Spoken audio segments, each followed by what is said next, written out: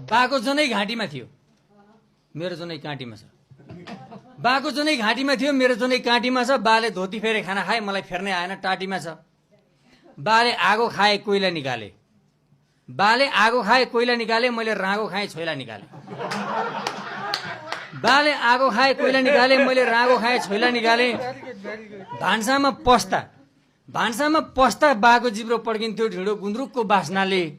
मेरो त चोकमा बस्दा जिब्रो पड्किन्छ तरुनी केटी हाँस्नाले। सबै बदलियो समय, खै के नै कुरा मिल्यो। धन्न बा नै पहिला जन्मिए, म चाहिँ अलिक ढिलो। बा एक गिलास पानीमा दिनभरि खड्थे, छोरो आधी घन्टामै थलिन्छ। बा एक गिलास पानीमा दिनभरि खड्थे, छोरो आधी घन्टामै थलिन्छ। भटभटेको पाङ्ग्रो जत्रो कानमा मुन्द्रा हल्लिन्छ। बाले म्यादी पुलिस जस्तो पाइन्ट लगाए, 5 वर्षसम्म फिट भइरह्यो। छोरो दिनौँ कपडा फेर्ने काममा सधैँ हिट भइरह्यो। बाले दिनभरि खेतमा फाली घुमाए, मैले दिनभरि पार्कमा काली घुमाएँ। बाले बोरामा बोकेर बारीमा मल डुलाए, मैले बाइकमा बोकेर अर्काकी छोरी फिल्म हल डुलाएँ। त्यही हुनाले बाले बाली फाली अनि नाली के हो जाने, मैले ताली गाली अनि काली के हो जाने।